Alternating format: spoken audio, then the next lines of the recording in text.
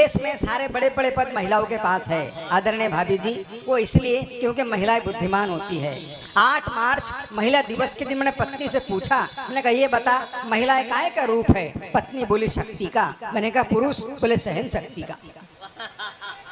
महिलाएं बुद्धिमानी से काम लेती है। भाभी जी मैं जब भी कोई नई कविता लिखता हूँ तो सबसे पहले पत्नी को बताता हूँ, सबसे पहले पत्नी को सुनाता हूँ। वो मुझे 500 रुपए देती है, कहती है प्लीज सुनाओ मत।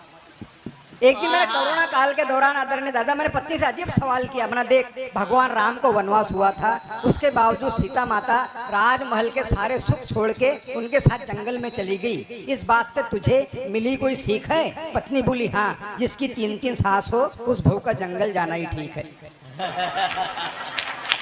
आदरणीय संगीता दीदी महिला बहुत बुद्धिमानी से काम लेती है। कोरोना काल के दौरान जब मेरी पत्नी गाँव गई तो मैंने 4 घंटे बाद फोन लगाया, मैंने कहा पहुंच गई क्या? बोले हाँ पहुंच गई। मैंने कहा यात्रा के दौरान मेरी याद नहीं आई क्या? बोले आई थी ना। मैंने कहा कब? बोले स्टेशन पे पुल ही नहीं मिल रहा था तब। महिलाएं बुद्धिमानी से काम लेते हैं। आपको सत्य के बताता हूँ, एक दिन मैंने पत्नी से कहा भाभी जी कोरोना काल के दौरान मैंने देख अगर तू किताब होती मैं तुझे रोज पढ़ता। पत्नी मुस्कुराई, बोले काश अगर आप कैलेंडर होते तो हर साल बदलती। ये परिवार ऐसे नहीं चलते। जब पत्नी अच्छी मिलती है तब परिवार सफल होते हैं। तब मैंने 2 पंक्तियां लिखी है, जरूरी नहीं है कि तालियां बजा, आप अच्छा सुन रहे हैं कि पत्नी अच्छी मिली तो घर सजा देती है। पत्नी अच्छी मिली तो घर सजा देती है, अगर पत्नी अच्छी नहीं मिली तो पूरे घर को सजा देती है, पूरे घर को सजा देती है। कोई चैनल बड़े नहीं होते। सम्माननीय अशोक नागर दादा ने कहा भी है कि चैनलों पे कभी आए हैं, चैनल बड़े नहीं होते। आदरणीय बाबूजी गोयल बाबूजी मैं सब टीवी शूटिंग के लिए बम्बई गया था तो एक महिला मेरे पास आई, मुझसे बोली मद्रासी जी आपका बेटा अंगूठा चूसता था, आपने उसकी आदत कैसे छुड़वाई? मैंने कहा बहन जी मैंने उसकी चड्डी ढीली सिलवाई। मैंने कहा बहन जी मैंने उसकी चड्डी ढीली सिलवाई। वो बोली इससे क्या फर्क पड़ेगा? मैंने कहा जब दोनों हाथ से चड्डी पकड़ेगा तो अंगूठा कौन से हाथ का चूसेगा? सवाल करो जवाब मिलते हैं। मैं जिस ऑफिस में काम करता हूँ बाबूजी हमारे वहाँ पर हेड क्लर्क है नायडू मैडम, हेड क्लर्क है नायडू मैडम, हमेशा माथे बड़ा सा टीका लगाती। एक दिन मैंने हिम्मत करके पूछा, मैंने कहा मैडम आप इतना बड़ा टीका क्यों लगाती? बोले पति के अच्छे स्वास्थ्य के लिए, उनकी लंबी आयु के लिए। हर भारतीय महिला चाहती है भाभी जी उनके पति का स्वास्थ्य अच्छा हो, उनकी लंबी आयु हो। मगर मैंने एक दिन देखा नायडू मैडम छोटा टीका लगा के आई। मैंने कहा मैडम क्या हुआ? बोले आपके भैया का स्वास्थ्य ठीक नहीं है। जब मैडम दूसरे दिन आई तो उससे बारीक टीका लगा के आई। मैंने कहा मैडम, बोले आपके भैया को आईसीयू में रेफर किया गया।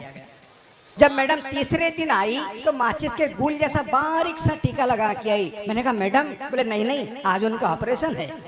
उसके बाद वो मैडम 20 दिन तक ऑफिस में नहीं आई। 20 दिन का जब वापस ऑफिस में आई तो फिर से बड़ा टीका लगा के आई। मैंने कहा भैया ठीक हो गए? बोले वो तो निपट गए, मैंने दूसरी शादी कर ली।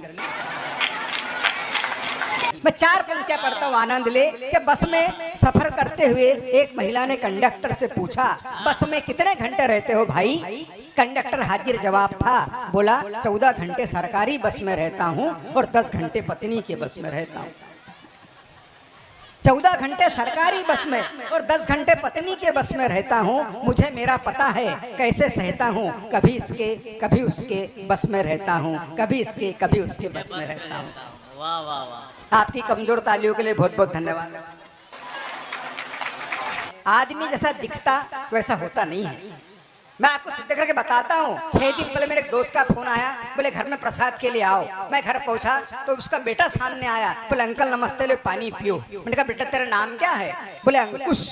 मुझे बहुत खुशी हुई, इतना अच्छा नाम है अंकुश। मैं पानी पी रहा था तो एक बच्ची सामने आई, बोले अंकल नमस्ते।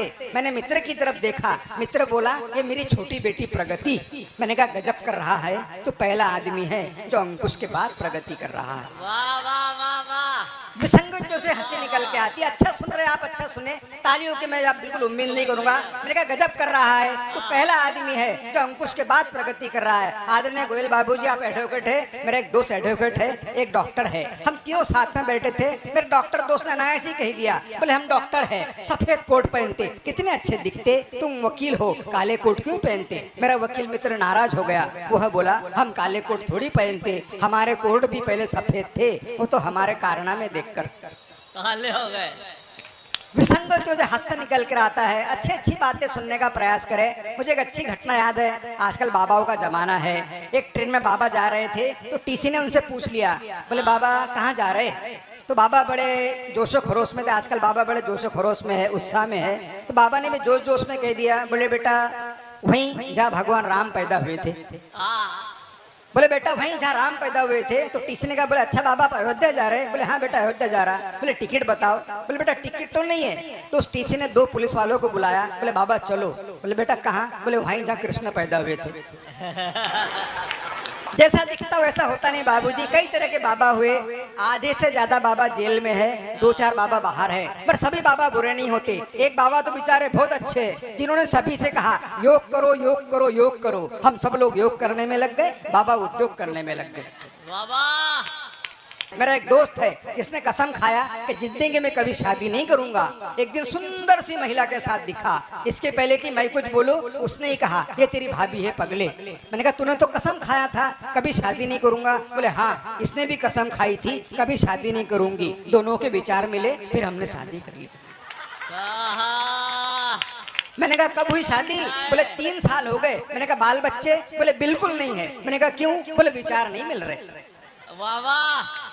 एक दिन दोनों सुबह सुबह कहीं जा रहे थे, काफी खुश नजर आ रहे थे। मैंने कहा कोई खुशखबर दे रहे हैं? बोले हाँ, हम तलाक ले रहे हैं।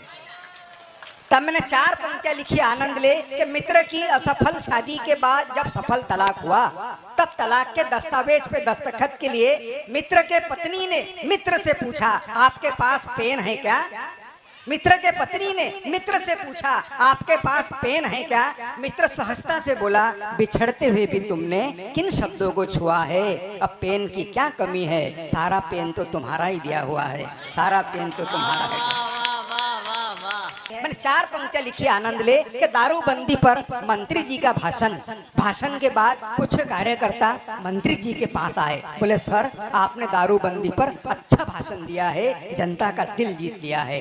तो मंत्री जी हंसकर पीए से बोले देखा मैं जनता की नस टटोल लेता हूँ, सच बात तो ये है पीकर भी अच्छा बोल लेता हूँ। हम विसंगतियों से हाथ जोड़ने का प्रयास करते हैं सर, अच्छी अच्छी बातों को सुने। ये भगवान कृष्ण की नगरी, अच्छे संस्कारों की नगरी है। मुझे एक अच्छी घटना याद है, संगीता दीदी सुनना। वो तो एक साधु